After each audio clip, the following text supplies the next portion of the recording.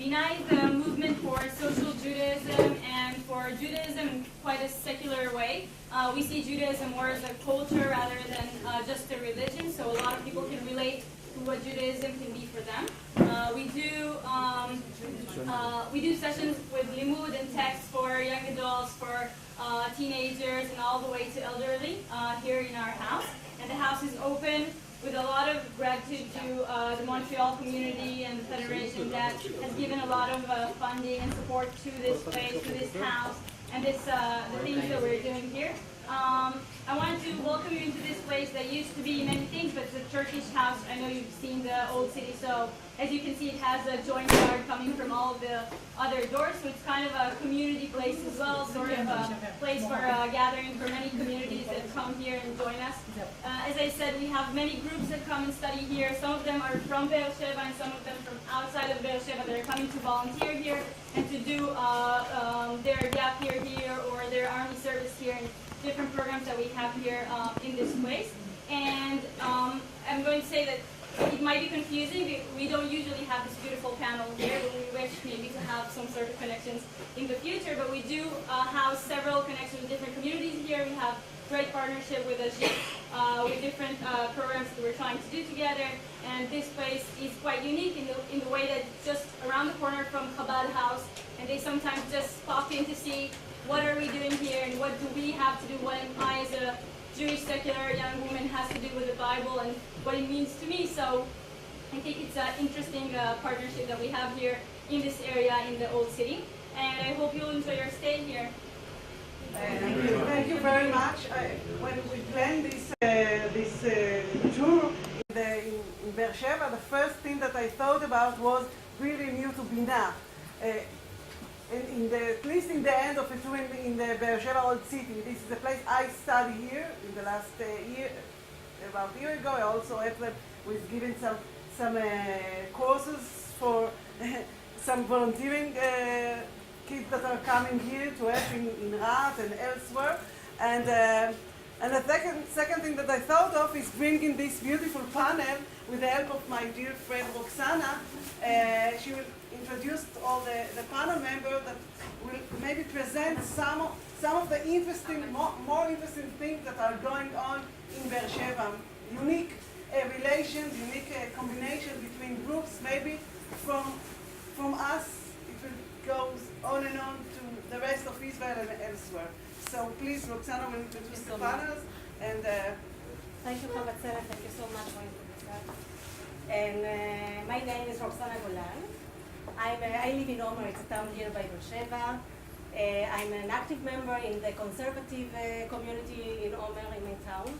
As for the initiative is this is our third year of activities, and we started when some unfortunate events in the Negev occur, and we thought we have to do something. I mean, it represents with an important inspiration of this initiative.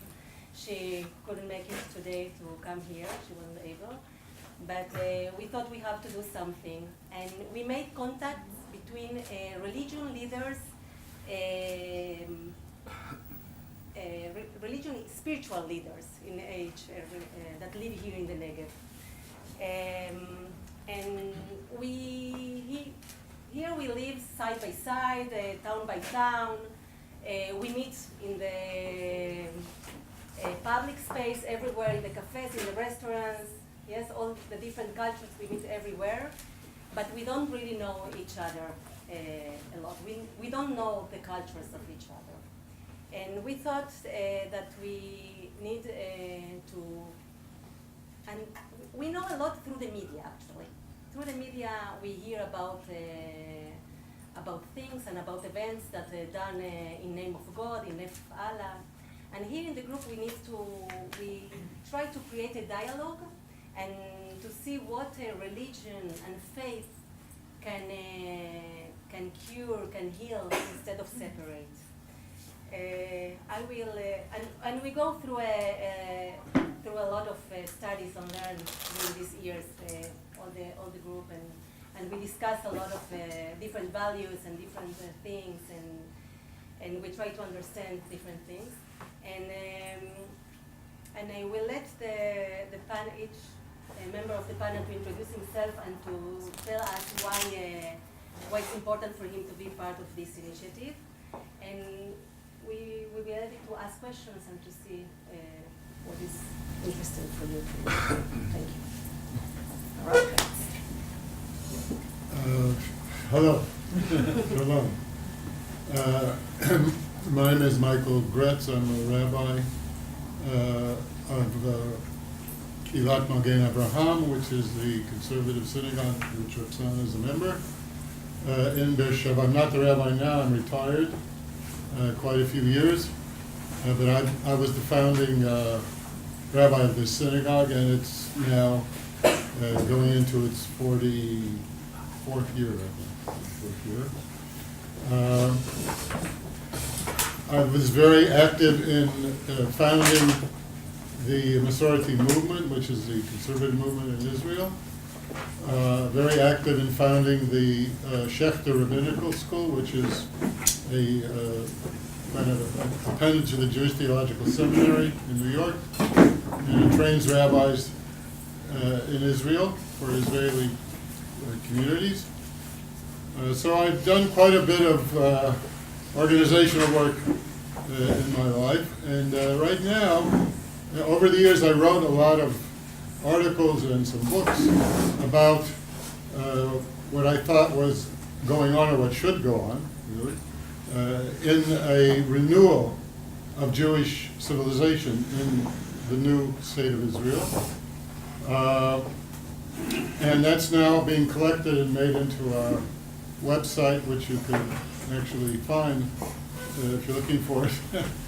Rabbi Michael, no, it's not Rabbi, it's michaelgretz.com, that's all.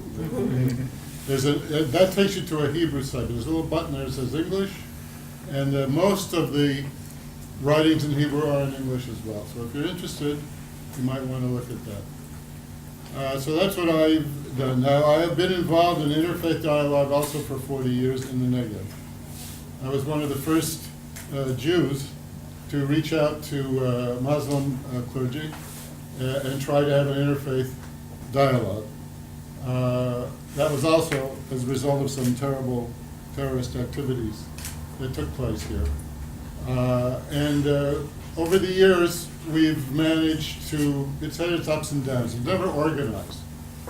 Roxana, to her great credit, started an organization which has not only lasted for 3 years, but it's done a lot of outreach. It's done a lot of activities and programs. Last year we did a program in all of the Bedouin schools, interfaith panels for every Bedouin high school in the Negev. We met almost 15,000 students, believe it or not, in a week, going from school to school in different panels. It was an amazing initiative. I think that the Ministry of Education made a special effort that the schools would learn, they call it Tolerance Month. Right? Tolerance Month. It was an amazing experience for all of us. So this is the kind of thing that we've been able to achieve in 3 short years, plus a lot of individual panels like you're seeing now, in high schools, in grade schools, with teachers, through the Ministry of Education that always invites us to their seminars for teachers, so that this, the very idea of clergy, Muslim clergy, Jewish clergy, and Christian clergy sitting down and talking together, and Druze, by the way, as well. There's no Druze here in the Negev, but for that Tolerance Month, they brought some Druze from the north to make them part of the panel, so that we would cover all of the major religions in Israel. And the very idea that religious leaders of different faiths can sit together and talk together, study together, see each other as human beings, and become really close friends, as we have, I think, over the years. That idea, the very idea, seems strange to so many people. It seems outlandish. for so many people. And so that just makes it more important that we succeed in spreading the message around and changing some people's prejudices, right off the bat. At least open them to the idea of questioning their own prejudice, which is always very difficult. But it's the only way that we're going to get anywhere. That's me. And I'm also going to translate some people who Thank you so much. are they're afraid they're English. Thank you. Hi, good evening. My name is Yusuf. I'm a friend of Hafat when she just asked me, I think 3 weeks ago, to join this panel. In the beginning, I was thinking what I'm going to do there. But then I understood the idea behind this panel. It's more not only to explore, but just more to understand and to go in a process where you check your faith, seeing the other side of the other people's faith. It's not a mirror, it's more than a mirror. For my daily life, I work in finance, so this is my business. I work for the city, Hura, you wouldn't be today. But for my spiritual life, I am serving as a volunteer imam in Rahat City. And I'm lecturing on Fridays. So basically, a normal Friday, I lecture 4,000 people. And this is not unique for me. There is a lot of many people who are talented and do that every day. My exception is just because I speak English, it's much better to not to translate me and not to make any misunderstanding. So a little bit more about myself. I'm a Bedouin from the Negev. I'm a Muslim. I'm married for one wife with 3 boys and 1 daughter. I insist on saying that because many people think that polygamy is everywhere, which is not. I always have some discourse with Havatzet about these ideas. But me and my family, none of us is married to more than 1 wife, and we are not thinking about that yet. I serve as an imam, and that happened because 20 years ago, I understood something different. We live in this world, and I Muslim believe, which many people misunderstand, that we belong to the same religion. We believe that Judaism is in the beginning, Christianity is following, and Islam is the end, which means they follow the same God. It's Elohim, Allah is the same. So if He is the same, so it must be more than equal life. There must be a common space for all of us. The only problem is that we tend to interpret the text as much as we want, and thus leave us with many misunderstandings and sometimes of trying to see only my side, not the other side. So I'm here maybe to give you a little bit more understanding why I'm here, what is Islam in my eyes, what is Judaism in Islam, why it's important that we meet, and that's the most important thing, why it is important to meet and to understand, rather than just to know about me, it's to understand me. When I talk about Jerusalem, you will talk about Jerusalem. When I talk about my Friday, you will talk about Shabbat. And what are these differences? Why it is this? We are very close one to another, and there is a lot of similarity rather than non-similarity. There is a lot of things that we could agree on, and less points of disagreement, and that's very, very important for me. I do that for nothing. I don't need anything from you, just to listen and ask me direct questions. Even hard ones, feel free to do that. Thank you so much. Thank you so much. טוב, שלום לכולם, ערב טוב. Good evening. Is that right? Is that correct? אני אדבר בעברית כדי לא לעשות פדיחות. מצטער. Feels more comfortable in Hebrew, so I'll translate. My name is אלקנה שרלו, הרב אלקנה שרלו. שרלו. אני מגיע מירוחם, עיירה עוד קצת דרומה מבאר שבע, ולפני 3 שנים קיבלתי טלפון מאמירית שלא הכרתי אותה, והיא אומרת לי, בוא נקים קבוצה בין דתית בנגב. About 3 years ago, he got a telephone from Amirit, who he didn't know. And Roxana said it was hard for her to come now, but she's about ready to give birth any day now. Yeah. Yes. So I think you all understand that. There's a real good reason. And she said, we really need to start a interfaith group in the Negev. לא ידעתי מה זה אומר. לא תכננתי בחיים שלי להיות חלק משלישייה של הבדיחה, הרב, הכומר והשייך. אבל הנה, 3 שנים אני כבר בסיפור. אני רב אורתודוקסי מהקהילה הדתית, ציונית, בירוחם. He never in his life thought that he would be part of a group like this. It's the opening of a joke in Israel, right? A rabbi and a sheikh and a priest walk into a bar, right? That's a common joke. So he never thought that he would be part of that scene. He's Orthodox rabbi in the Yerucham community. אני מורה בהמון המון מקומות. יש לי 1,000 תלמידים שאני מלמד כל שבוע, מעל 20 מקומות מאשדוד ועד הערבה. דתיים, חילונים, בנים, בנות, זרמים שונים של העולם היהודי. ומתוך ההיכרות עם המגוון שיש בחברה הישראלית, החלטתי להיות חלק גם מהסיפור שלנו, של המפגש הבין דתי. He's a teacher in more than 20 institutions. He has about 1,000 students that he teaches each week. And they're from all the streams of Jewish life, not only Orthodox, but all kinds. And so he knows the various, the fact that there is pluralism within the Jewish world.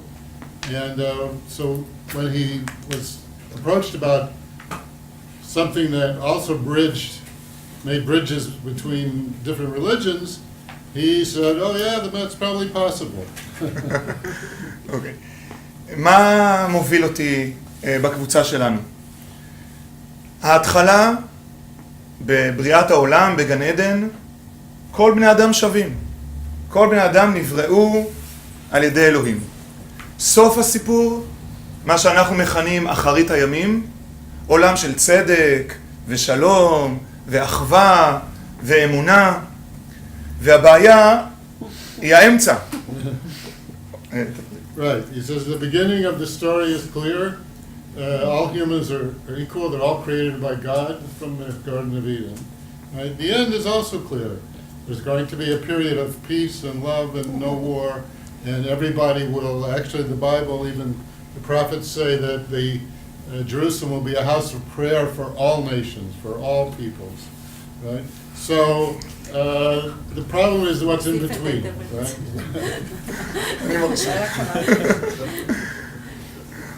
אז הבעיה היא האמצע.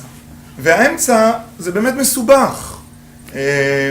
בתפיסת עולם של זהות יהודית פרטיקולרית, אני זה אני ואנחנו זה אנחנו, והעולם היהודי מספר סיפור מאוד כואב על מפגשים עם תרבויות אחרות, עם דתות אחרות, מאבקים שברוח, ולצערנו גם הרבה מאבקים של דם, וזה לא פשוט להיות חלק מההיסטוריה הזאת. Yeah, the middle part is quite complex and difficult. We have our own narrative, Jewish narrative, of what happened in history. We have many cases of terrible suffering and violence perpetrated against us. And so it's very difficult to imagine that lovely ending that's supposed to come about. And sometimes that we have to kind of deal with overcoming what we know, really. We have to kind of deal with overcoming what we're taught in school about history. ניקח למשל את חג חנוכה. מה לספר בחג חנוכה? על המאבק של היהודים מול היוונים, של תרבות אחת שלא מסתדרת עם תרבות אחרת, או לספר סיפור אחר, על אור ועל מסביב זה הלילות הארוכים של דצמבר ומה שהיהודים עושים וגם דתות אחרות מדליקים נרות, רוצים להגיד יש אור בתוך העולם החשוך הזה. אז אני החלטתי להיות חלק קטן, אבל להיות חלק מתוך הסיפור הזה שלנו. So for example, Hanukkah, what do we talk about? We talk about the war between cultures at the time, or do we talk about the light, celebrating the light in the dark days of winter as the sun is getting less and less, sunlight is getting less and less, we light branches. All religions do that. And we have to find our way between these opposing narratives. עד כאן, בינתיים. Okay, my name is Wojciech Radomski. I'm a Catholic priest. I'm fresh here. I have just arrived from Poland 3 months ago, so for me this is a very new experience. This is for the first time I'm doing part of this kind of meeting, and I serve here in Beersheba. There is a very small Christian community in the parish of St. Abraham. Our church is a little bigger than this room. Our community, Catholic Christian community, is only 100 Christians from all the world. They are Arabs, they are Russians, they are students who lives here in Beersheba. So with another priest who is now in Poland, he also is Pole. He has to go to Poland. So we serve this community, and this is only Christian church chapel here in Beersheba and in the Negev. So all the Christians are coming to our chapel, our church. So why I am here? Sorry for my English at the beginning. Why I am here? I would say that because the other priest is not here, so I had to come. No, it's not. I'm joking. It's not because of that, you know. It's not because of that. I think that this is very important for the Christians to make part of this kind of meeting. One of the biggest problems of the Christianity was that almost for 2,000 years, we hadn't have any kind of dialogue.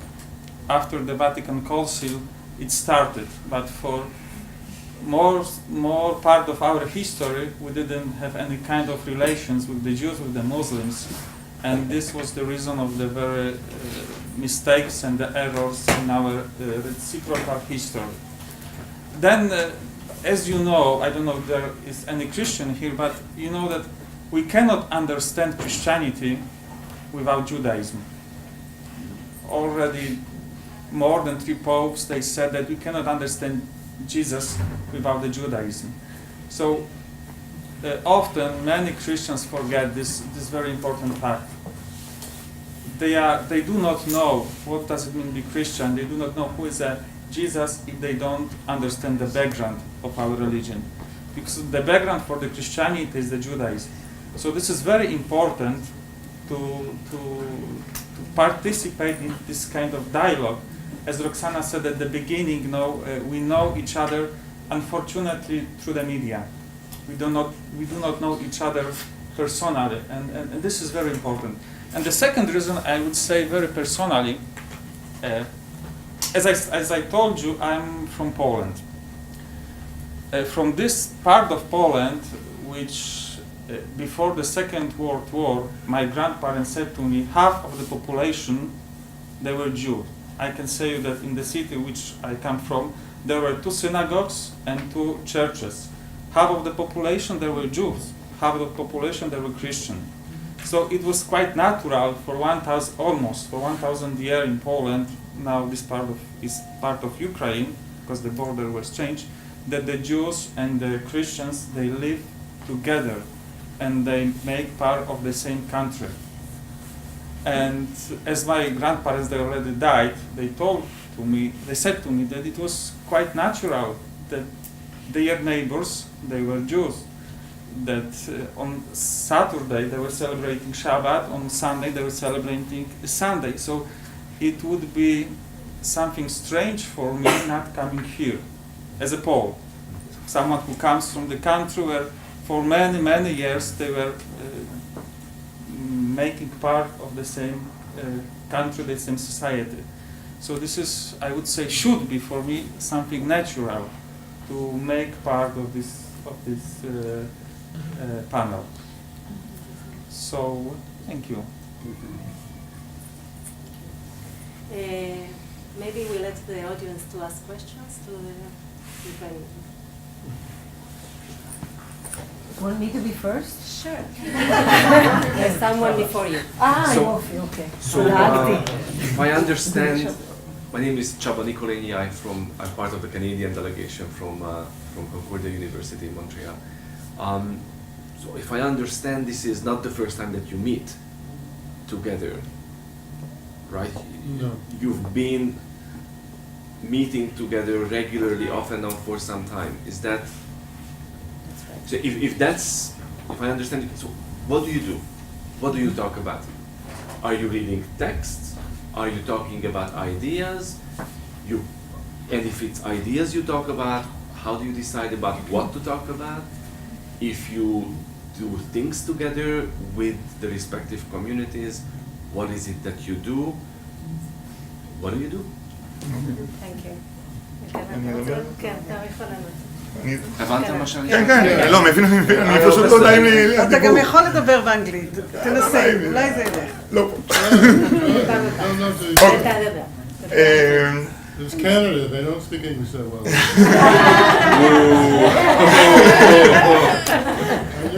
Yes, we speak Canadian, that's right. אז כמו שהבנתם, אנחנו הקמנו את הקבוצה לפני 3 שנים. הרב גרץ ואני שם ממש מההתחלה, ולאחרונה הצטרפו גם ויוטק ויוסוף. והחלטנו שאנחנו עושים 2 דברים. דבר ראשון, אחרי זה... The two of us have been in the group from the beginning. We're 2 founding members. Yusuf is new, and Wojtek, as he just said, is new. The other priest, Peter, has been in from the beginning. And other imams that from Chura, from Rahat as well, From which is Tel Sheva. Kamal, and from Tel Sheva, from the Bedouin communities around. They are also members in the group, but everybody has a very From the beginning. a hard schedule. ואנחנו עושים 2 דברים. We do 2 things, he said. דבר ראשון, בתוכנו. כלומר, אנחנו נפגשים גם לדבר על הפעילות, אבל להכיר וללמוד. טקסטים, ללמוד. קוראן, תנ"ך והברית החדשה. אנחנו כל הזמן מבטיחים לעצמנו לעשות את זה עוד ויותר ויותר. Part of the meetings is devoted to the activities which we have coming up and where we've been invited, like this particular activity. So because you always have to plan and find out who's going and so forth. The other part is that we study texts together. We study each person or at different times brings texts from their religion on a subject that we talk about, and the other people bring texts from their religion about the same subject, and we study it. So we kind of are beginning to get an overview of both, and what Yusuf said I think is quite accurate. There's much more in common than not, right? And we're discovering that. We're discovering also the particulars of what's common and the particulars of what's not common. והדבר השני זה באמת הפאנלים והמפגשים בבתי ספר עם כל מיני אנשים. The other part is the activities that we do with like the one I spoke about in the public schools. I hate to do this, but can I just add a question to this? Because that's a question that I would like to ask each and every one of you. So you've been doing this for 3 years, some of you. What And in what ways did you bring the interfaith dialogue back to your communities? To conservative Judaism, Islam, Orthodox Judaism, Catholicism? For me, it's very hard to say, you know, because as I told you, I have just arrived. Yeah. I have just arrived to Beersheba, and I still try to know my community, my parish. I still do not remember all the people, so it's quite difficult for me to what kind of אבל fruits באים this, לבקר בכנסייה. what kind of But we fruits have this been there. We this But- bring. we have But- gone to services But for example, at the church, and as Father I- Peter is a regular attender at some of our like for example Shabbat now, services, act better than some of our own members, actually. Yeah. like now we are going to organize after after Christmas this meeting in our chapel. We're gonna pray for a peace together in our church, Muslims, Jews, and the Christians. As for example, the 1st of January in the Catholic world, this is a day where we especially pray for the peace in the world. So we are going to invite our community, our members of our parish, and to pray for something that is important for all of us. בסוכות שנה שעברה נפגשנו בסוכה בבאר שבע עם הקהילה הנוצרית. כלומר, שהם באו לסוכה של הקהילה הקונסרבטיבית בבאר שבע. The Christian community met in the sukkah of the synagogue in Beersheba. On Sukkot, we had a Sukkot party and study and some good food. Lovely day. אני מלמד 1,000 תלמידים, וכולם יודעים על המפגשים האלה, והם כל הזמן שואלים, איך רב אורתודוקסי יכול להיות חבר של אב נוצרי? איך רב אורתודוקסי יכול להיות חבר של רב קונסרבטיבי? גם את זה הם שואלים. וכמובן, איך יהודי אורתודוקסי יכול להיות חבר של מוסלמי במצב היום של מדינת ישראל? כלומר, זה מאוד מאוד מעסיק את כל התלמידים שלי. All of the students are questioning him on his participation in this. How is it you can do it? As he said, he has 1,000 students total. So 1,000 teenagers are hearing the answers to those questions. and they're beginning to understand that, yeah, maybe it's okay. The sky's not falling in, right? זה גם אתגר. It's a challenge. It's a challenge. It's definitely a challenge. But if you allow me just to add a point, in other words, the hardest thing to change is our prejudices. No matter who we all have them. And it's very hard to get somebody to think about maybe modifying the prejudice, or maybe studying a little more about learning about things that he doesn't know about. That's a long, difficult process. But in my opinion, it's absolutely essential for humanity, and certainly for the society in Israel, that somebody's out there pushing this process. Right? And I think that's one of the reasons that I'm so committed to it, because it's almost like a mission, right? Sometimes I feel like the Blues Brothers, we're on a mission from God. Not to play jazz, but to get this idea out. Well, I would say, since it's my first time, I would say, if you look on the roll-up, you would see written in Arabic. I would translate it so you would understand what is my mission. It says, all people, we have created you male and women, and we have created you as a people to know one another. Those who are granted for God is those who fear God. God knows you very well. So that's the most correct translation for now, and it's forever, because this is our mission in life. We are different people, men and women, and our mission is to know one another. And to know means that I should not just read about you, just to participate and to share the good and the happy moments and your sad moments too. And in my life here in Israel in the last 55 years, I would say it clearly there is a big gap between Muslims and Jews. We are Muslims. We were asked from day one to learn Hebrew and to speak Hebrew and to know the Torah.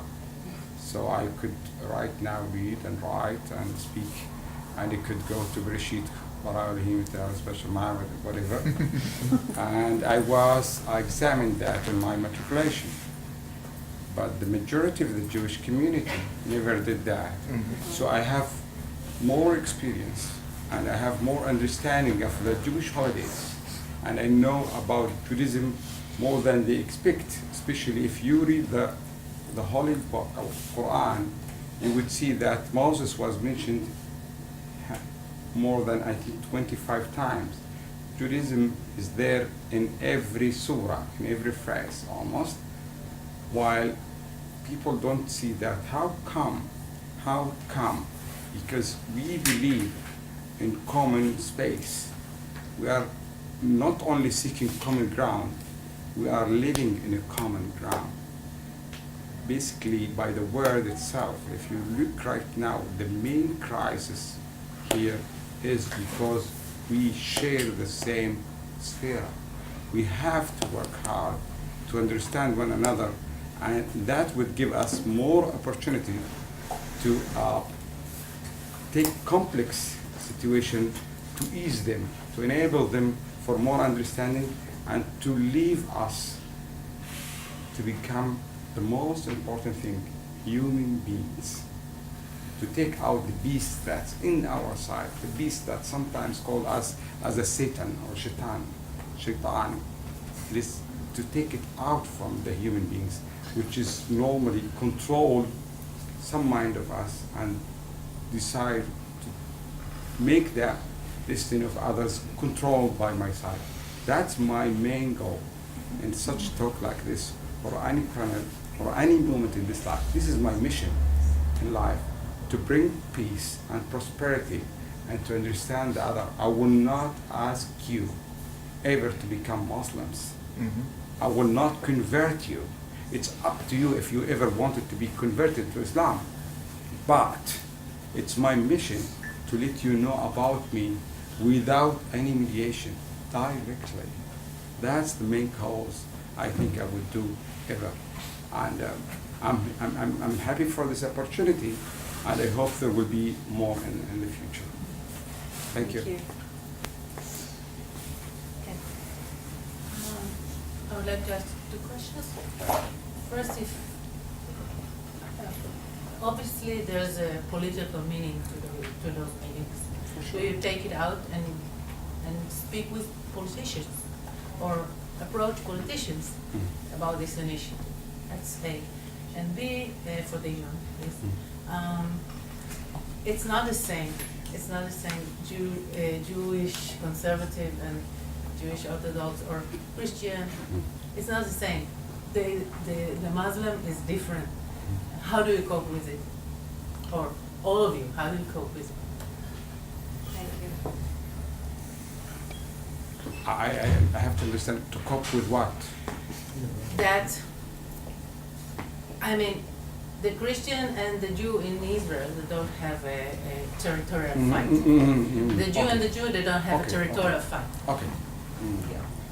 Well, let me put it clearly. If I would go back to history, I would claim many issues. I would claim that this belongs to me. Basically, we are in a house that built by Muslims and Turkish. And if you go back to history, you will claim this is Ayr Avot. And I would claim that Abraham is my father too. So I think in that point we will stop, because we both agree that Abraham belongs to both of us. And I think both of us understand very well that Judaism started actually not with Abraham, later. So if we could. Yes, I'm sure of that. Because Judaism is about Bible in my belief, and you have to. We are talking about interfaith. We believe that Judaism started with Moses, not before. Bnei Israel is the sons of Israel. In Islam is not exactly the Jewish people. They are kind of people who faith to God. And Judaism started after the sons of Jacob, so traveled to Egypt, whatever. What I want to say, that we could go back and claim one another that this belongs to us. But where that will take us, where that will take us, where that will take not only me, our children, our next generation, and the generation after. And if we are wise people to understand that not only there is enough space, there is enlarged possibilities of understanding, of living together, rather than small opportunities or short opportunities, which is normally is killing one another. And that happens, unfortunately, that happens. And then I have to ask myself all the time, where are the limits? If you, right now, the hot potatoes of Jerusalem. So, excuse me, I don't know, I will not call him stupid or not stupid, that's not to be the American to decide, or to Israelis to decide if you're wise or not. But many times, kind of slogans leave us in a position we cannot defend them. When you decided that Jerusalem, without declaring what is Jerusalem, is your capital, and we know what Jerusalem means for every Jew, and at the same time we know what Jerusalem means to every Muslim, you actually creating a political situation that people who live together have to deal with it, whether they deal around the table or somebody else will deal with them and create them as and create them as kind of I don't know the right word. It's minorita. It's kind of populist. Yeah, actually. And that leaves us with a real problem. In the same time, I will tell you, I'm a Muslim. I don't know about this project in the past, but I'm sure you can. If you look in the Knesset, you will see some of the Islamic movement Knesset members. So it is very clear that there is agenda behind what we do. It's clear there is a politicians, sometimes they take our agenda forward for solutions, and sometimes are not. So what I should do as a person who lives, I live in Rahat and I have friends from Lahavim. What should I do? Should I fight them? No. I should create take the Arab world or the Muslim world in this situation? No, not to me. Because we have created in Israel in the last 25 years. Before that, I would disagree. But in the last 25 years, there is different mood in the community, in the public, for sharing responsibilities. And that goes behind religion. It's more about living together, about a sustainable connection between the two communities. It is what we say every day. Such example in the Negev. It's the Negev for Arabs and Jews together. It is more about partnership. And myself, I don't use the word of Bedouin, or we call it in Hebrew Negbiyin, people of the Negev, more than Jewish or Muslims or a Bedouin, because I want to belong to a geographical area rather than looking at me as a Bedouin or a Muslim, whatever. Because at the end of the day, we all pray for the same God. And I really say it clearly, I'd like to postpone the big issues to the other leaders to deal with them. But if I give more space, more understanding from small communities, and spread the word, for the rest, I feel that it will be such kind of grassroots movement which affect those who sit in Jerusalem by the meaning, not and the words. Well, I agree with every word you said. But I want to add something. It's a very big problem. Very big problem. Because politics and religion are, I think, inherently don't mix. It's like oil and water, right? I think there's a Muslim in the Quran. There's a saying like that. That politics and religion is like oil and water. They can't. You can't put it together somehow. It's always going to be separated. And politics is by and large about control, controlling people, controlling resources, controlling territory, having ownership, who's in charge. Those are the questions that politicians ask. Religions should ask helping people. There's a prayer that we say, which is that of Rabbi Nachman, but it's exactly what Yusuf, how he explained to you what's on the sign from the Quran. It's exactly the same thing. Rabbi Nachman says, we did not come into this world, lo banu l'olam hazeh l'milchama v'shfichut damim. We didn't come to this world for war, for murder, to engrander ourselves, to enrich ourselves. We only came here to learn about God, to learn about God's qualities, which is compassion. Right? I mean, if we don't stress compassion, that is the humanity of every individual, and compassion means responding to that humanity. Right? I respond to that humanity, and I'm compassionate toward the person, because I now feel a certain path together, a certain like cloth around us, a coat around us, so to speak, that brings us together. And therefore I help. I want better schools, I want better living conditions, better wages for everybody on the same level, because they're humans. And that's a religious ideal. So there is a certain inherent, I would say, conflict, or at least tension between politics and religion. And on the other hand, and this is my personal opinion, nobody here has to agree with it, probably don't, right?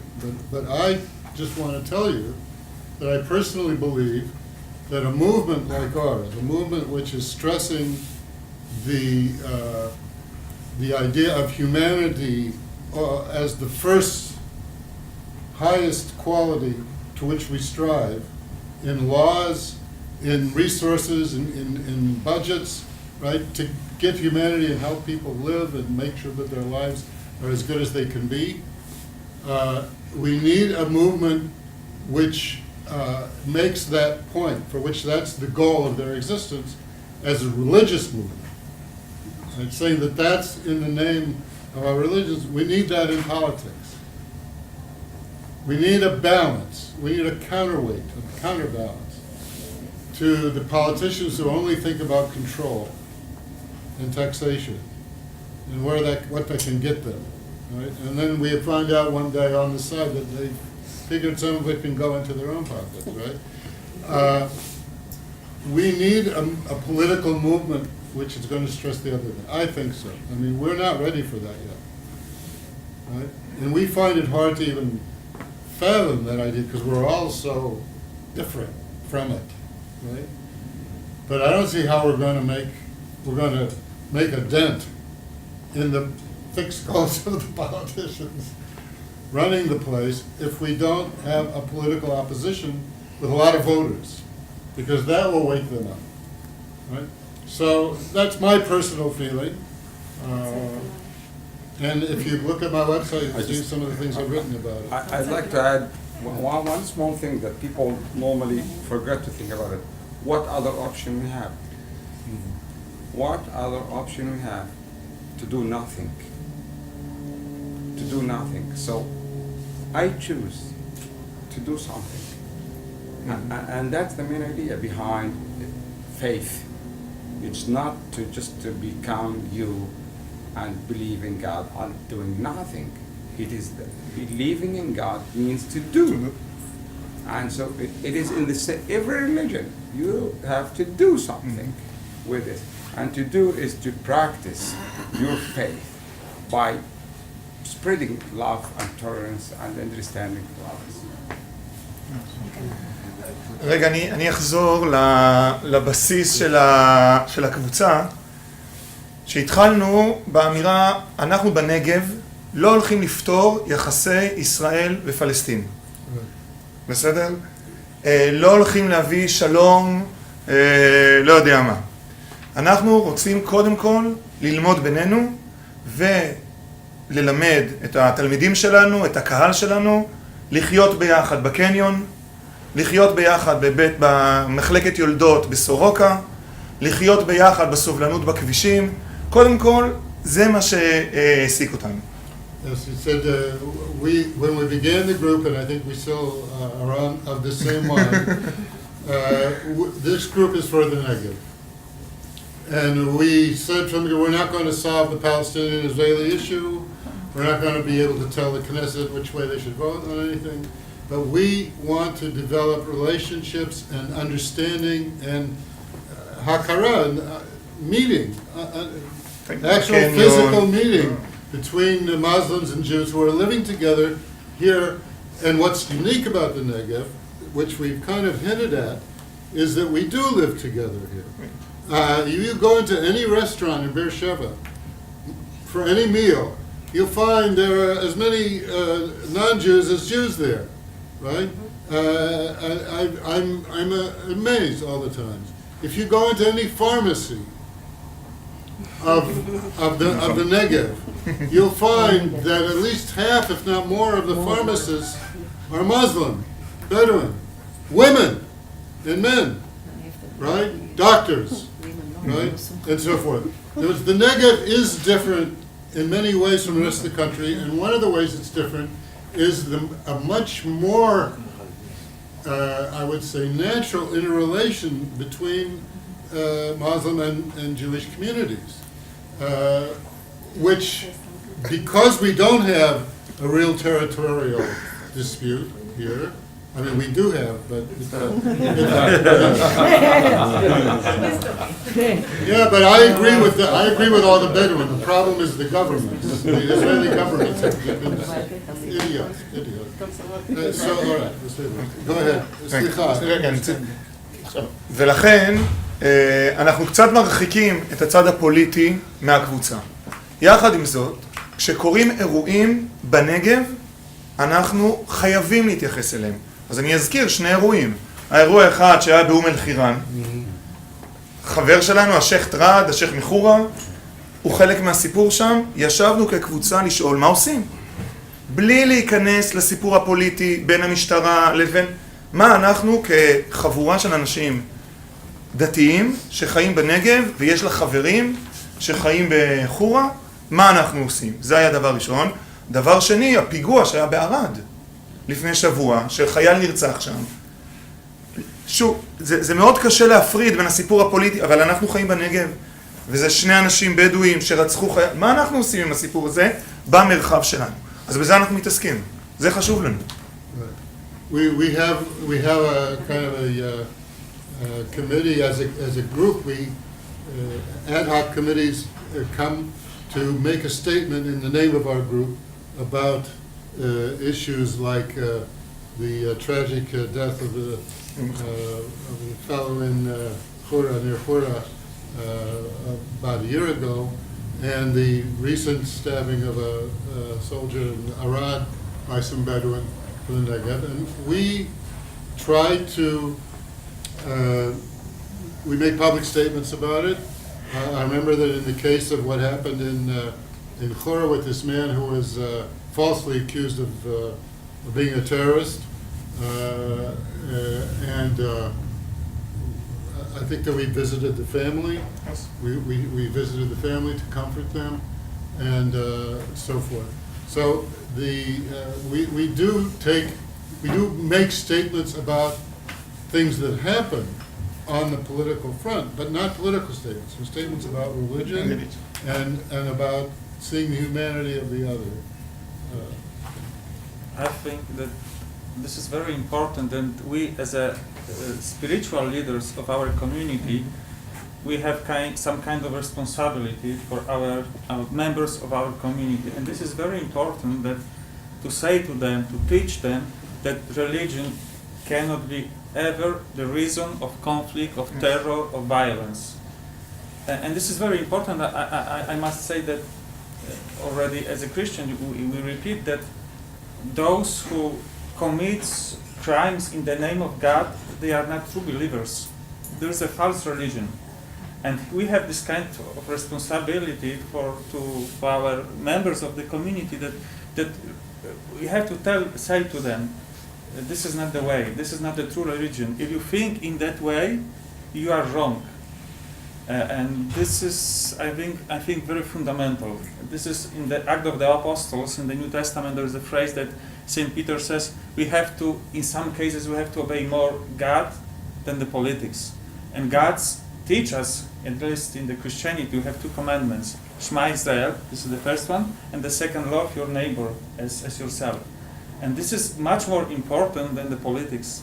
So we have this responsibility. So me as a pastor, of the member of this small community, if some of my parishioners commits acts of violence, this must create in me the sadness, because he didn't understand what does it mean to be a true believer of God. And I think that the same for the Muslims and for the Jews. So this is our responsibility. We must to teach them and show them how to live their faith in true way.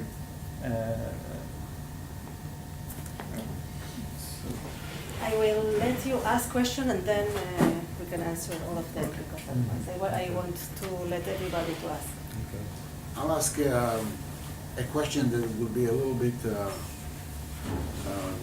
heresy to hear with regard to the four spiritual leaders that we have. You are claiming, all of you, the dialogue is the mean to achieve humanity. Mm-hmm. But if you will achieve humanity, people will stop believing in God, because if you put man in the center, you have to push God out.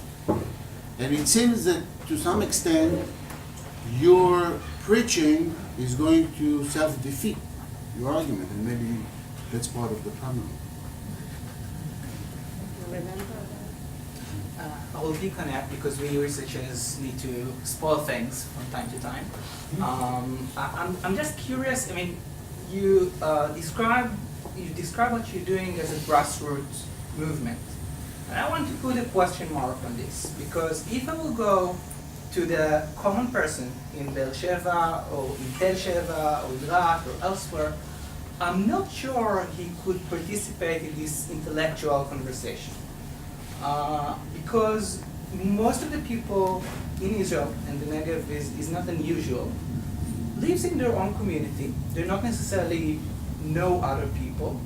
And the common beliefs, as we read times and times over in the newspapers and elsewhere, are not that liberal and not that optimistic. So is it really a grassroots movement, or is it an intellectual yet important phenomenon? Thank you. My question is, you mentioned that you did the tolerance month for all the Bedouin high schools in the Negev. Are there plans to do a similar thing in the Jewish schools in the Negev? And why just Bedouin schools and not the Jewish?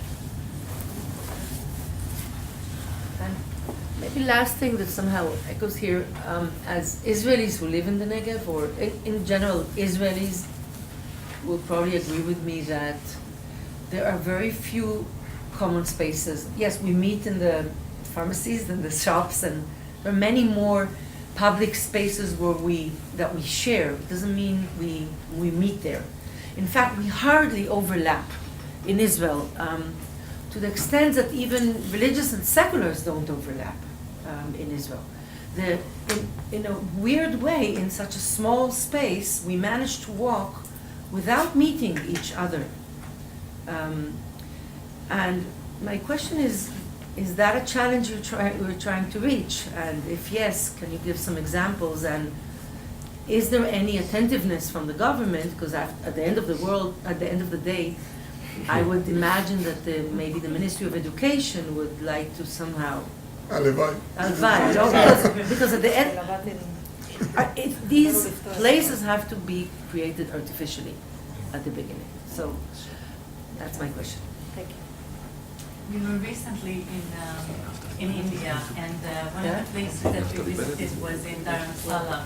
In Dharamsala, we visited the Dalai Lama's temple, and I was struck there as we were walking around how Hindus would come into the temple and prostrate themselves in front of the Buddhist deities in the temple. And for a moment, I was thinking to myself, okay, what is going on here? And I know that there's a symbiotic relationship between Hinduism and Buddhism. And then I just stored this in my mind, and we had a conversation around the bonfire not far from this temple one evening. And there were other guests who came from other parts of India, and we started talking about religion. And I used the word religion, and one of the young men who was quite knowledgeable about Hinduism and the ancient scriptures of Hinduism said, oh no, Hinduism is not a religion.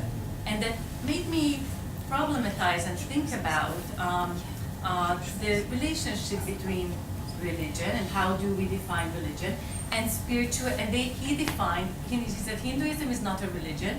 It's more of a spirituality. It's more about walking the way, living the way. But we also say halakha is walking the way, is living the way. So he put the emphasis on religions, emphasized division, spirituality, Hinduism, Buddhism, emphasize unity. This is more of a remark and something that I think we should all think about. What is religion? Mm-hmm. Why is it that the monotheistic religions have fought so much with one another over the millennia? And how could this perhaps change if we put the emphasis not so much on the differences, but more on the way, on walking and becoming, as you all emphasized, better individuals? I don't think that negates God, that we become better individuals and we place the emphasis on ethics and on understanding the other person and the other faith. I don't think that negates God. I don't think that at all. Anyway, it's a comment for everyone. I have to say sorry because we have a service in our chapel at 6:30, and I'm alone, so I have to leave you. And thank you so much for being here. And have a blessed time in Israel, in the Holy Land. Holy Land. Thank you so much. Thank you. Okay, so.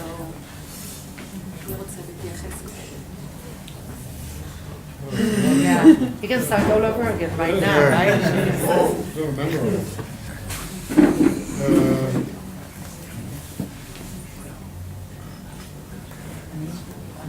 I don't really agree that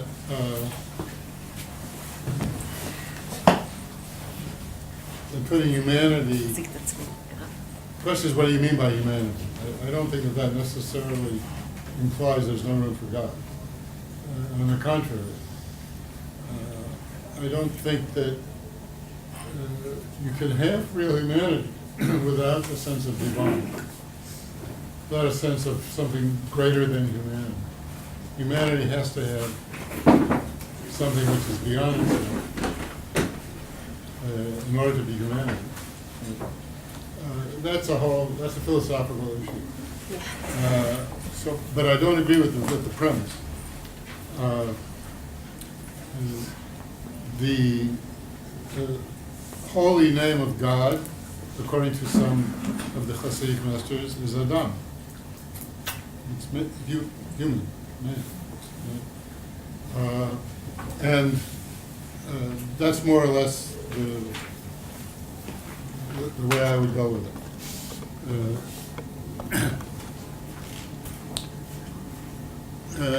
As to the commonality of the space and the difference between the Negev and other places, you're right to a great extent. And I didn't mean to imply, what I wanted to, I want to kind of modify what I said.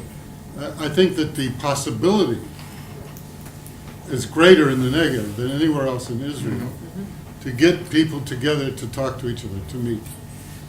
I'm a firm believer in the idea of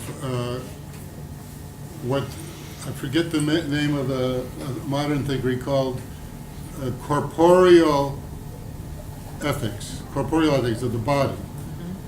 And one of the things he said was you have to put your body with people who you don't agree in a place you've never been before in order to start the process of creating a more ethical humanity. Right? I agree with that. And that's one of the things that we're trying to do. One of the things that we see as important. Just by, we've said over and over again, just by the fact that we're together in front of these students, it's a big revelation for them, right? And nobody can come to them afterwards and say, no sheikh would ever talk to a rabbi, right? Because they just saw a rabbi and a sheikh talking and and hugging even sometimes, right? So that's corporeal. Have we done enough? No, right? Far from it. One of the things which we have kind of an idea that we've pinged out there but haven't really done yet, but I'm going to press you this year, we're going to do this someday, is in the restaurants to have, to eat together in restaurants and put a little sign on the table. The sign says, the Interfaith Initiative of the Negev, and have sheikhim and rabbis and a priest with a collar sitting around and eating lunch together. And the sign is going to say, come and talk to us about it. Let's talk, right? I think that's, you got to find ways to bring this to people, to get them to do it. But I think that the opportunity for doing that in the Negev is huge compared to any place else in the country. Yeah. And I firmly believe that if we have another 3 years or 5 years, and we continue to expand, we continue to do these projects, that this can start, then it'll get beyond the Negev, maybe. I don't know. But if we get it in the Negev, I would see that's a big step. כשהתחלנו את הקבוצה, הרב גרץ, אחרי שבוע הוא אמר, זה לא ימשיך. ואני אמרתי, עוד חודש יהיה לנו אולם מלא של רבנים אורתודוקסים שיבואו. לא זה ולא זה. מצד אחד אנחנו ממשיכים, מצד שני, באמת קשה להביא עוד אנשים ולהיות שותפים לדבר הזה. קשה להיכנס לבתי ספר יהודים. קשה. אנחנו נכנסים לבתי ספר בדואים, בלי בעיה. It's harder to go into the Jewish schools than into the Muslim schools. We go. Yeah. Why? Why is it harder? Because of the חינוך and parents. I think the prejudice among the Jews is just stronger. Because they are stronger. Are more open to coming in than because they feel more. Because the Jews are stronger. Privileged. Oh yeah, maybe. they're privileged. Yeah. Jews are privileged. Oh, okay. I think if I go back to your comment question, I would say that I always check my beliefs, and if I want to do that, I go to my book and open and read what's there. So I think there is a clear purpose of this creation of people, and to my book it's very clear. It's written, وَمَا خَلَقْتُ الْجِنَّ وَالْإِنسَ إِلَّا لِيَعْبُدُونَ. I was not created human being only to worship me. God has created us for worshiping Him. And that is my rock, and that's my belief. So if God just wants us to worship Him, He explained how we are asked to worship Him. And by worshiping Him, it's clear to me, this moment and after and before, that means in love, in not creating any bad thing, unless there is clear, and different. So I don't see any contradiction between worshiping God, because I do not put God not in the center, not me in the center, not all this philosophy. I put God is out of this. It's two different spheres that I believe that God is there. And it's not a philosophical question, what is God? It is very clear to me. This is something that I do not understand. It's somehow you would say power, whatever. It is kind of something that I don't understand, but I believe that it exists and controls everything around me. So I worship this power, which is called Allah, Elohim, whatever. It's very clear. I'm not making a philosophical statement. It's very as much as simple as it should be. Maybe it's right now because if it's English, it's much more complicated, but it's very clear. Elohim, they are called. So why we do not meet in public sphere? You know, I think in the past we meet more than now, and the last 20 years we tend to go back to our communities. And if you look even in Beersheba or in Mushav or in Kibbutz, this is not on a Bedouin or Muslim and Jewish issue. It is more about people behavior. We tend right now to go back and to be close and list more individuals than community. So that affects us in the Negev. We are really do not meet. We do not interact. We meet, but we do not interact actually. So that's our main problem right now. Because when I first went to Boston to study, one of my group was from Lehavim, and we lived 5 minutes one from another. And he said, and I was shocked, it is my first time that I meet a Bedouin or an Arab. We weren't young, we were over 30 at that time. And I was shocked. How come? I told him, and I know hundreds, maybe thousands of Jewish. How come? He said, I never had the opportunity. And that was the answer. We don't have the opportunity. And that connects me to your questions. And it is a political issue. It's not a religious issue. Misrad HaChinuch, the education ministry, is in a real fear of what's going on in the schools, and he doesn't have the enough power to just to push any kind of initiative. It's not about Muslims and Jewish. It's any dialogue, even inside the Jewish community itself. So imagine when you bring Muslims to that too. So it's kind of catastrophical thoughts they think about them. They do not see what I see today, that there is other option. There is other option to do. So, and that for one reason, in my belief, and I think it is more about politicians that they want, well, let's take the weak side and let them explain to know them. So the Jewish community want to know us more than they want to let themselves know about themselves. So that's very, very good. If what you have said is just, it's something that I have to think about it. It is not about something that I would say, well, I have idea before. This is something that I think I have to take it and think about it. Where is Sharia? Halakha is Sharia. Where is Sharia? Where is the religion starts and ends?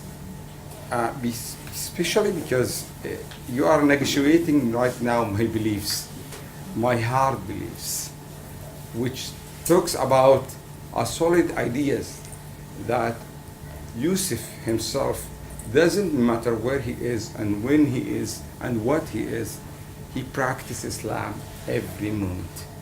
So when you say, if you want to find out where are the confines, where are the limits, this is something that I really admit I never thought about it, and I have not to give it just a talk or thought, I have to go to find out in books and my something. It's something new for me, I admit. Thank you.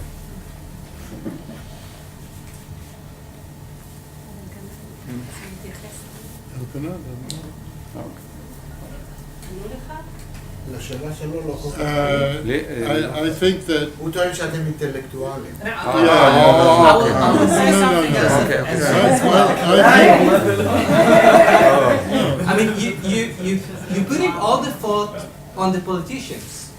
It could be true, but I'm not sure that all the fault is on the politician. I mean, common people are not necessarily sharing your views. Yeah, on for this sure, question. for sure. No, if I would take you that's to Rahat, true. to myself, there's many don't believe in what I'm doing, and you would find some radicals, and you would find some moderate, and some who don't like to see any Jew around them. And it is okay. It's normal.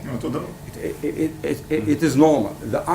The question is whether we think that's it and give up, or let's look back in history and see that 1492. 1492 is not a normal year. A year there was an Inquisition. The Jewish left Spain. Left Spain until that moment. For 800 years, Muslim and Jews lived together. Something happened, and we tend to ignore it, that you lived to the Western community, and we lived to the Oriental side of the world, and that kind of gap we are not trying to close till today. And the world is controlled right now by Western culture. It's not about Eastern culture, not about the world is controlled right now by fear, by money, by everything comes from the West.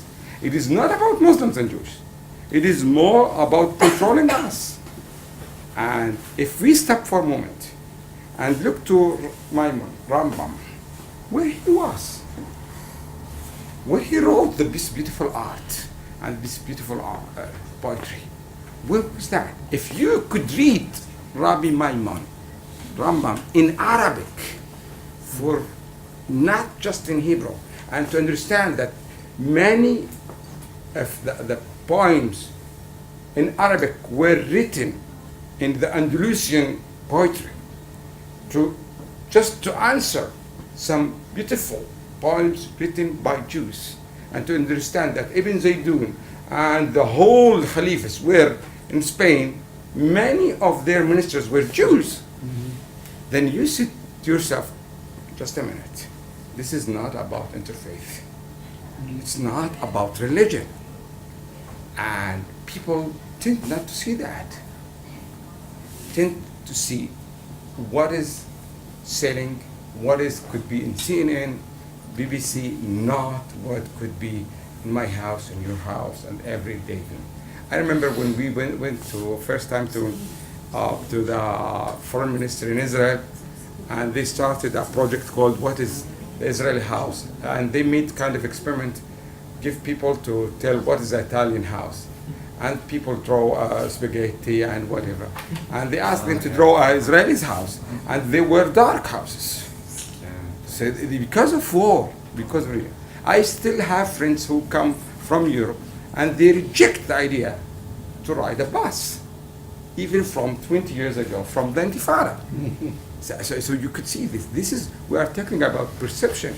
We are talking about how you are going to change people's minds and to buy their hearts. It's very, very difficult. It's not going to happen one day, not even in 1 century, but I have to spread the word of hope. And that's my mission for the moment. Yeah. Maybe I'm intellectual, but believe me, at the end of the day, I really practice this. Worse problems. No, I totally right. but in order to get the grass to grow, you have to spread the fertilizer around. So you need some people who will be yeast, yeah, will get things moving. It's true, we're not grassroots. That's true, we're not grassroots. But our goal is to get to the grassroots, inspire them. In other words, I fully believe that one of the things that we should do, and this is a project, this is a proposal that I'm going to make to the group through the fund, through the Beiti, which I've started, is to go to students, go to the student body, to the student council, and we're going to have to raise some money for it, to give students a stipend to come and study, not in a Beit Midrash, but to study what we're talking about. We're talking about studying how to actually going out and meeting people, interacting, right? Actually having sessions, having parties, having celebrate holidays together. Start groups of cater of students that will go, and then they will gather groups and they will teach them, and this will go on and on and on. Now that's you create a grassroots movement from the top. That's how the communist revolution succeeded, right? It's kinim. It's the what do they call it? We need kinim. I forgot what the English word is. The cell. Right? In the communist there was a cell. That's how in 40 years they had all of Russia, people that had no idea about any of this before. They bought the idea, right? Now I believe that we ought to take a little book out of Lenin, But we we have Trotsky, we have our own Jewish. We don't want to end like them. No, we don't want to end like them, but I don't think it would end like them because our goal is totally different. Yeah, okay. Right? Our goal is totally different. Our focus is totally different. But the methodology, we can turn this into more of a grassroots movement. I believe. Right? You're right. It's not now, but it can be. And that should be one of our goals. Workshops between Yeah, workshops with students. Yeah, I made a proposal.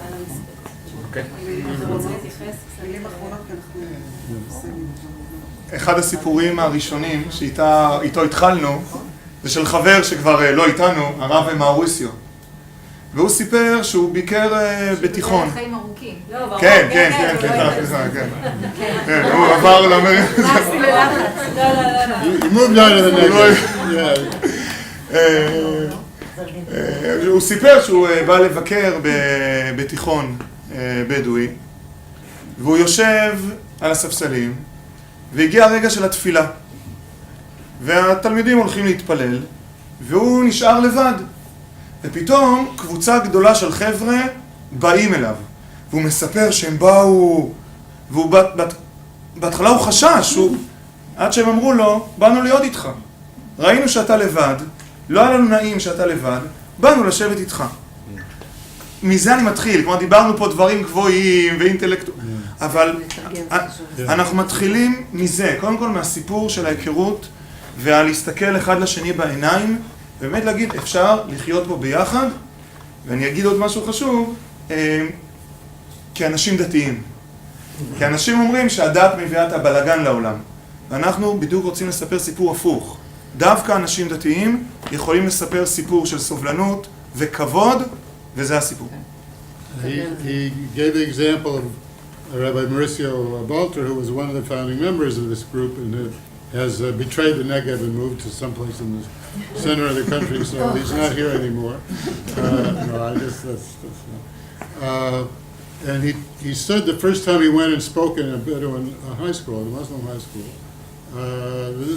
suddenly they came and they announced it was time for prayer. So all the students went to pray, and he was sitting alone on a bench.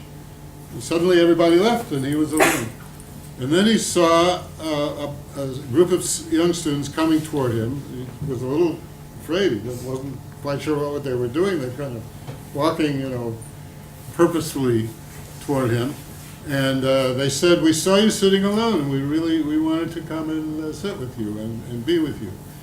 And he realized then that, like I said before, putting your body in a place where you're not known and it's different can have tremendous positive results.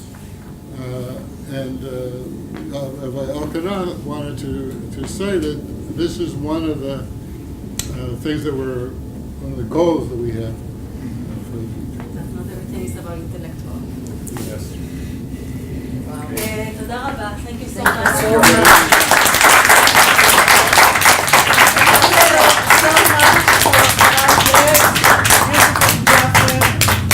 And thank you for being here with us in Bina. Thank you so much. Thank you very much, Rabbi. אפשר להיות, אני חושב שזה הטלפון שלו, וואטסאפ. כן, אני רוצה לדבר.